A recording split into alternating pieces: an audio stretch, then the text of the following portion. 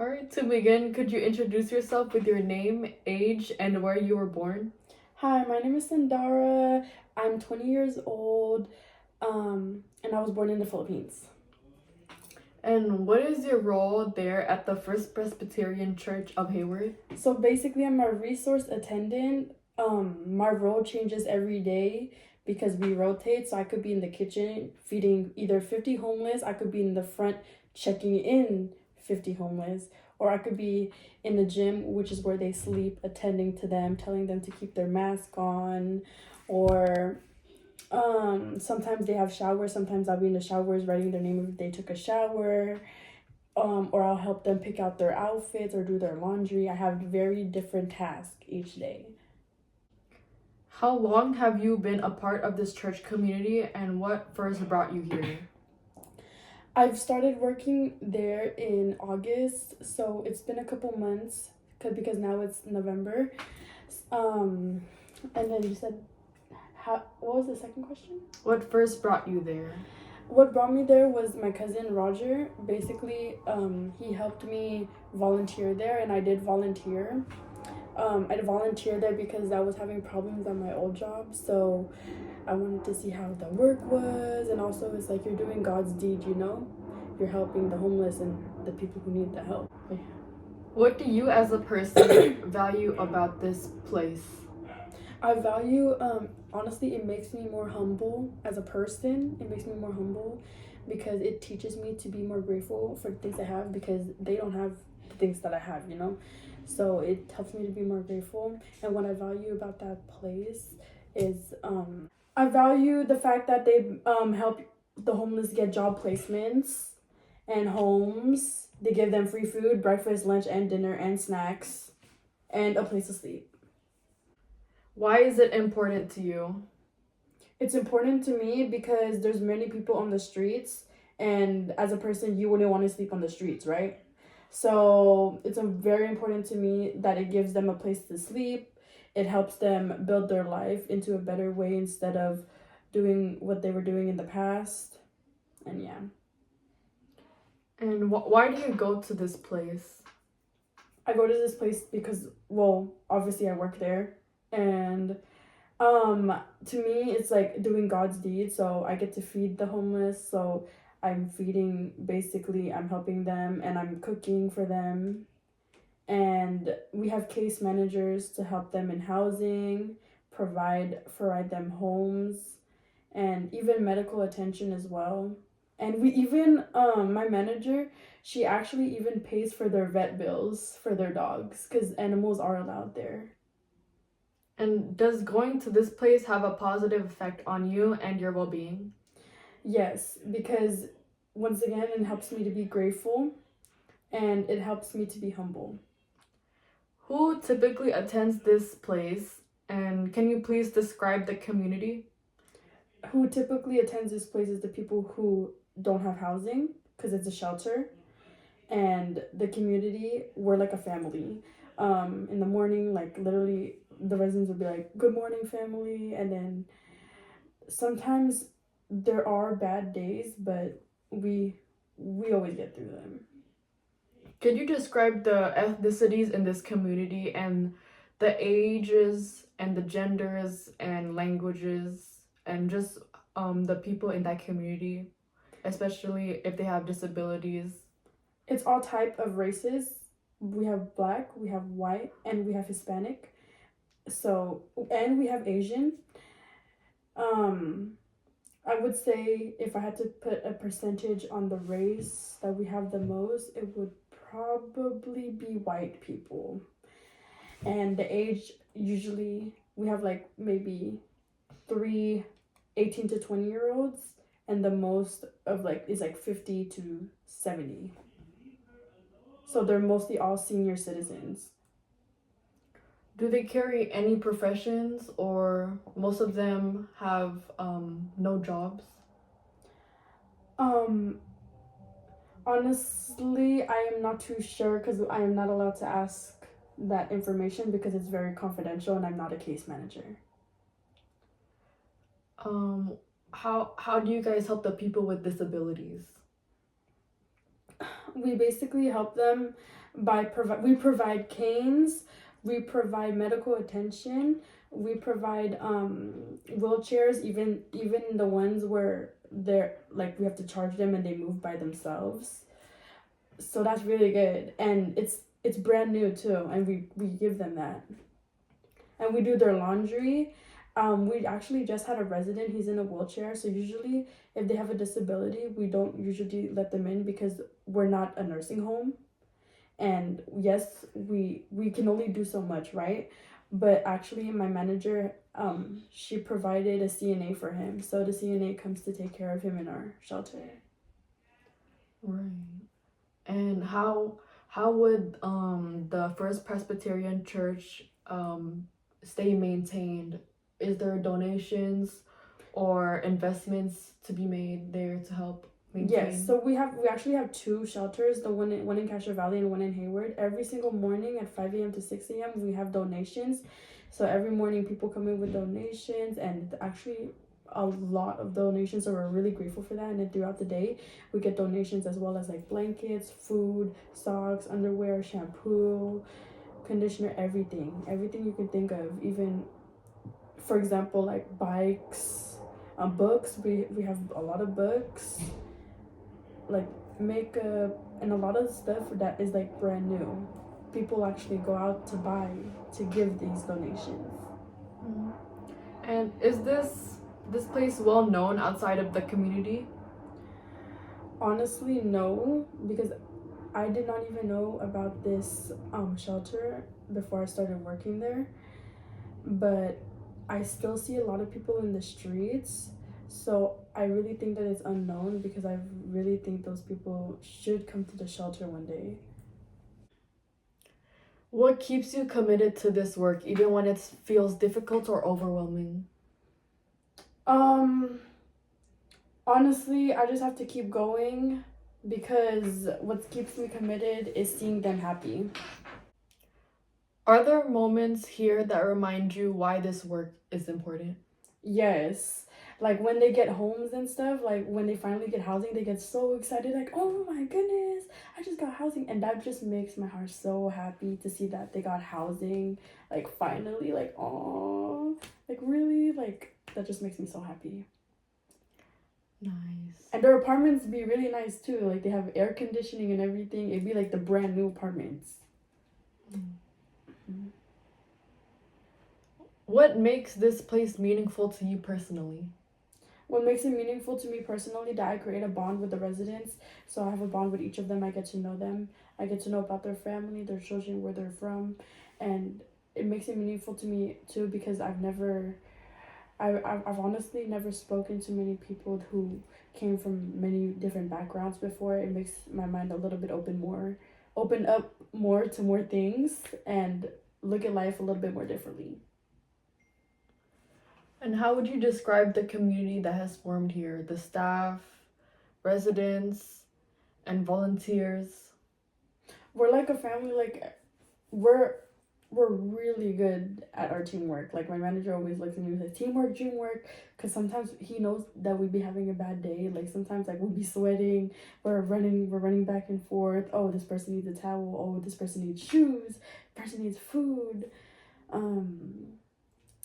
Like we just have to remind each other, like, we got this. Like we're always giving each other fist bumps and stuff, like high fives, and yeah. And what does a typical day look like for you in this space? So basically I will come into work, I grab my walkie-talkie, I look at the board, and it's either gonna say, so my name is Sandara, right? I'll either say Sandara in the kitchen, or Sandara in the check-in, or Sandara in the gym, or Sandara in the showers. And if I'm in kitchen, I'll go to the kitchen, and then I'll have to get ready for snack, because snack starts at 10 and I start at 9. So I'll put the burgers in the breakfast sandwiches in the oven, and then I'll make some pastries and I'll put it out, and then I'll make my fruit bowls, and then I'll make my salad for the lunch. I'll take out the lettuce, I'll cut it up, and then I pick out my vegetables. So I usually put tomatoes, carrots, cheese parmesan, and sometimes olives and croutons. And then I close it, put it in the freezer for lunch, and then I continue prepare the morning snack. So I make my coffee, I put out the plates, I put out the mugs for the coffee, and if they have leftover oatmeal, I'll give them some oatmeal. If they have leftover waffles, I'll give them waffles. But usually, what they have is breakfast morning sandwiches, which I put egg and sausage inside, and they have their pastries because we get donations actually from this bakery, a really good bakery, and I prepare them fruit bowls every morning, so they have their fruit. And yeah. Oh, and then while they're eating, I prepare the sign for lunch. So I make a little menu like to make it nice for lunch. And then lunch, I basically do the exact same thing. I serve the lunch, whatever is for lunch, I'll serve it. And I even make the food, and then I'll serve the salad. And then after lunch, I'll go on my lunch. And then after my lunch, I'll come back and I'll wash the dishes, and then I'll prepare their afternoon snack. And then I bring it out. And then basically, after I bring out the afternoon snack, it's cleaning time. Because there's a lot of things to clean. Like a lot. Like, because mind you, there's 50 and over people staying in this shelter. So there's a lot of things to do. There's a lot of dishes to wash. When we're done, we rest. Like, we leave that last hour to ourselves, and then we have professional cleaners come in for the last hour. Usually we play like Uno, or we just sit down because we're so tired. Sometimes all you hear is just loud silence and breathing after because we're so tired, but it was worth it. And we write about our day on our little work group chat. And then if we have an incident, we'll put it on that group chat too. But basically everything is documented in that group chat. In what ways do people support each other here, especially when the outside world may not? A lot of ways that people support each other here is that, like I said, we're like a family. So, for example, someone is sad, right? For example, our security, she's not just a security. She's a therapist. She gives haircuts. She paints nails. She picks out your outfit. She's not just a security guard. She's someone's therapist. Actually, a lot of them. Even me too. Like, they'll come to me with their problems, so we all support each other. Like, for example, someone will be crying to me, right? And then a lot of people, they believe, hey, I have no family, I'm in this shelter, I'm lonely, I'm depressed. The residents will literally come and hug the other resident after crying and say, what do you mean you got us? Like, what do you know? So it's like, we're a big family. We're actually getting gifts for all of them on Christmas, and we're having a big giant Christmas tree. Do you feel this space helps people reclaim their dignity or self-worth? Most definitely, because they get their own houses after, like, they get back on their feet. We help them get back on their feet, and we give them food, because before they came to the shelter, they were sleeping on the streets, and they were hungry. And for example, they're drug addicts. We help them recover with that, because there's no drugs allowed in the shelter at all.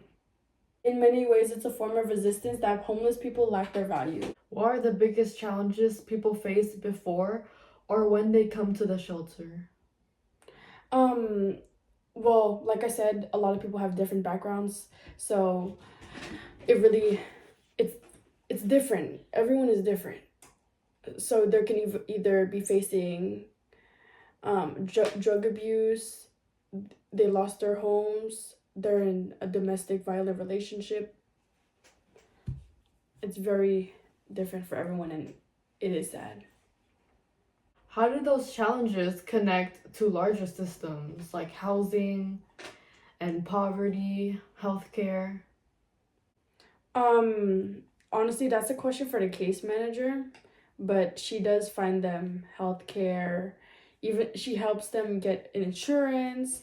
If they don't have a physical California ID, she helps them with that. She drives them to the DMV. If she's not there, she'll even get them an Uber.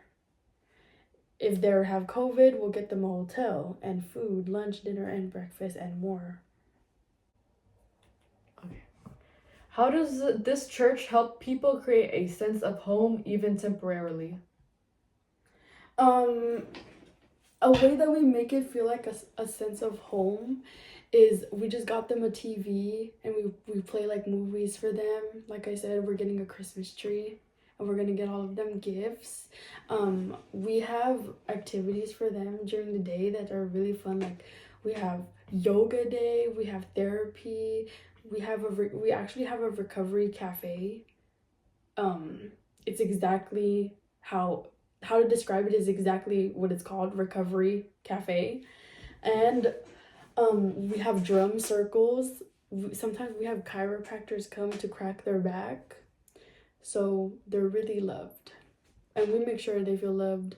We give them like their own toothbrush, soap, and not even like it's expensive like shampoo too. The ones that we give them, it's like we work next to Trader Joe's, and you know Trader Joe's is like the organic, so they use organic shampoo and conditioner. Like I don't even use organic shampoo or conditioner, but their hair be shiny, soft.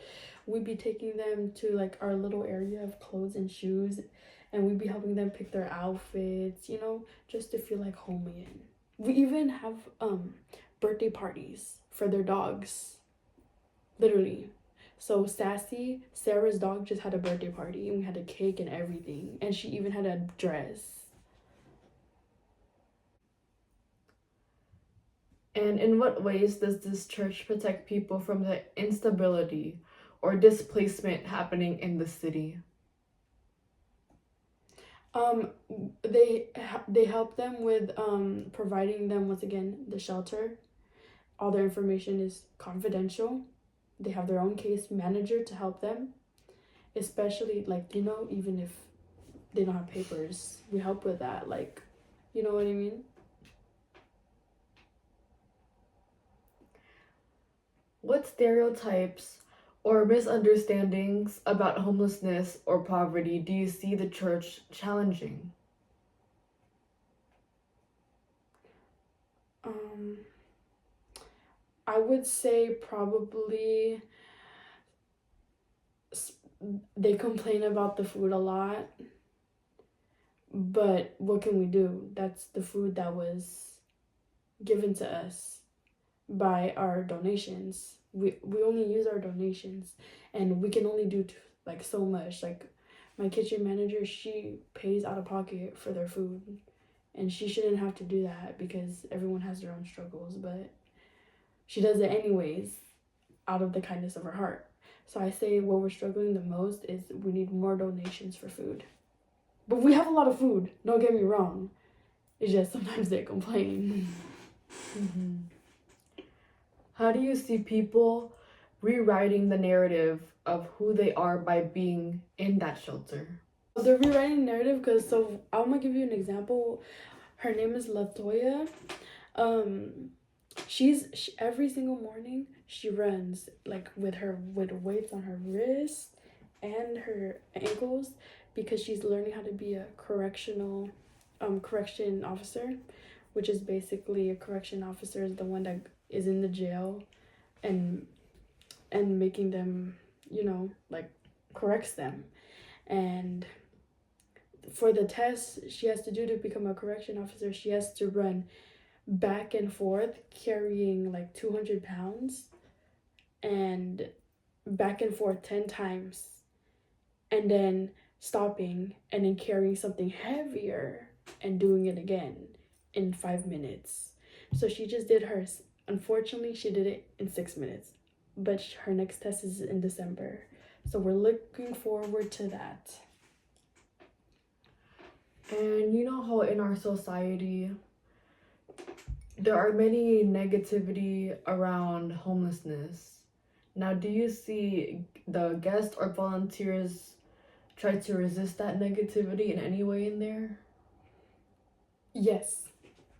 Like we have a negative experience last month. I had a negative experience with this one resident where he was cussing at me for no reason, to the point where he actually had to go to jail. The other residents were like, why is he doing that to you? We don't need that here. Like, when someone is negative, the other residents just say, hey, we don't need that over here. Like, you can leave, you know? But yeah. And how does this space honor the cultural and linguistic diversity of the community? So basically, we welcome any race. We don't care if you're black, white, Hispanic, Asian, any race is welcome to be in the shelter. If you have no shelter, the shelter is available. It doesn't matter about your race. Why is it important that people's cultures, identities, and stories are respected in that place? It's important to be respectful in anywhere you are. Honestly, we are all human beings, and it's important to be respectful wherever you are and everywhere you are, because you know the saying, treat people how you want to be treated. How does the city of Hayward influence the work that you do in that area? It influences people that need shelter to come, because there's a lot of homeless in Hayward, unfortunately. It's a very local shelter as well. Do you think the needs of unhoused residents are truly understood by the city or the public? Honestly, no. We are definitely not recognized. We don't get any certificates for what we do, so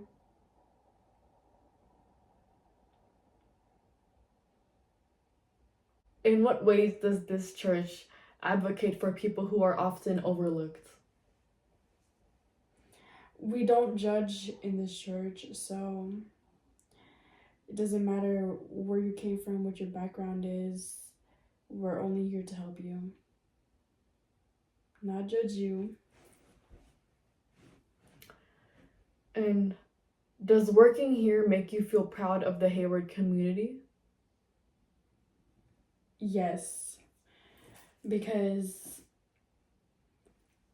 honestly, I know there's shelters in every city, but ours, it's like we're really loving, like we're really actually like a family. Like we're really happy for each other. All we want to do is see each other succeed.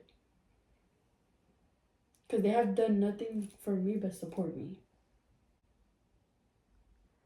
What strengths do you see in the people who pass through this space? I see patience, I see commitment, but the most I would say is patience, because I'm a really impatient person, and you have to be really patient to be working there. How does this church support people from diverse backgrounds? We support diverse backgrounds because we don't care about race. We don't care about ethnicity here. It doesn't matter where you're from or where you come from. We're only here to help you. How does this space offer stability or hope? It definitely offers both, because when you see someone else who didn't have a home for a couple months finally receive housing, that gives the other residents hope. What improvements would you like to see here? I would like to see, well, from the residents, I would like to see less drug abuse, less, some of them want to live in the shelter forever. I would like to see less of that, because I want to see them grow. I want to see them, make money. I want to see them connect back with their families, be happy. And then for the workers, I would like to see more workers, because there's only 5 of us attending to 50 to 56 homeless.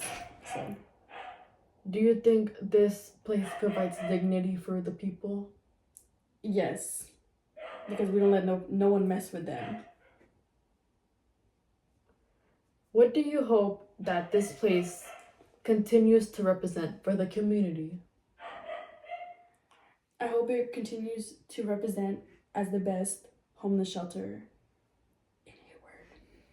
I hope this space continues to represent safety and dignity for the people who don't have a shelter. Is there anything else you want people to understand about this place?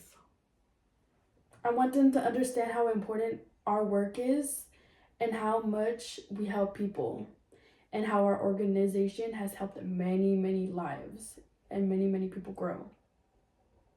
When you think about Hayward, who do you believe belongs here? And how does your work at the shelter show that everyone deserves a home in the city? I believe the people that belong here are the people that want Hayward to be better and for the community to strive better, especially for the community, because as you can tell, if you're in Hayward, there's a lot of homelessness in Hayward, and as you can see, a lot of them don't want to get help. And I believe that those are the people that shouldn't be in this kind of community, because I believe that as Hayward, as a community of Hayward, and as a person that is actually a part of that community, we actually help each other. We actually, like, for example, the place that I work in, every Saturday, we pick up trash in Hayward and we clean the streets. You know, we don't even, yes, we're a shelter, but we actually help other people get into the shelter. Even if they're not homeless. For example, it could be a situation of domestic violence. It could be a situation of, maybe you lost your job and you can't pay your rent anymore. You just got kicked out. Everyone is different. How does helping people at the shelter remind us that our city is made of many different stories, not just the ones we see or hear about on TV? First of all, our residents are not only from Hayward, but they're from different like places like San Angelo, Oakland, San Francisco. So yes, there are there's different stories, but at the same time, like they also traveled from shelter to shelter. Like a lot of them came from like Oakland shelters. So a lot of them come with many different stories, and like, you know, some of them have kids, some of them don't have kids. So yeah. And do you ever see people at the shelter being treated like they don't belong? No. How does your work challenge that idea? We try to make everyone feel like they belong, because at the end of the day, our goal is to make them feel like somewhat normal again, because they are normal people, but in their situation, sometimes they feel like they don't want to move on, keep going with their lives. A lot of them are depressed, so we help them try to make it feel like, oh yes, you're a real human being too, like there's people that care about you. And it is very challenging because a lot of them just want to give up, but that's what we're there for. So how does race or background show up in the shelter? Do some groups face different barriers? And how does the shelter try to support them fairly? Well, we don't really care about race, but sometimes the residents are kind of racist towards like the Hispanic people. Like sometimes they'll tell my managers like a lot of bad things. How we deal with it, we just suspend them. How does the shelter create a space where people who are usually ignored or judged feel safe and seen? We have a thing called the Recovery Cafe. It's exactly what it's called. It's a place for people to recover. We also have like therapy sessions, group meetings. We have drum circles. So it's a way for us to feel more comfortable around them, and for them to feel comfortable around us, and for them to also help them open up to us. What have you learned about people at the shelter that most outsiders never get to see? What I've learned is that the shelter is not just for homeless people. The shelter is also for people, for example, who like been through a domestic situation, abuse. They couldn't pay the rent, so they're there. It's not just for only homeless people. Or for example, they got kicked out, or even like young people like ages 18 to 20, they get kicked out and they have no choice but to go to the shelter. So yeah, it's very sad. Actually, my manager typed my last name and he found my mom, and I told my mom, I was like, why are you in a homeless shelter? And then she was like, she only came there for food, because we do provide food. So during COVID, she was there getting free food from the shelters. How does your job remind you that everyone, no matter their race, background, or struggles, deserve dignity? We provide free resources like food, showers. We even do your laundry. We provide breakfast, lunch, and dinner, and a morning snack, and an afternoon snack, and a bed. Okay. and shoes and clothes. How has working in the shelter changed the way you see our community, and how do you hope it changes others too? It changes my perspective on the community because it helps me open my eyes and open my heart to the less fortunate, because it also helps me to be more grateful, because there's a lot of things that I have that I am not grateful, or that I have not been grateful for, that a lot of people don't have but they need. So it helps me to be more grateful and more humble. What do you hope the future of our city looks like if we truly believed everyone belonged? I hope our future, especially like nowadays, like the world is so, I don't want to say horrible, but it turned into a worser place.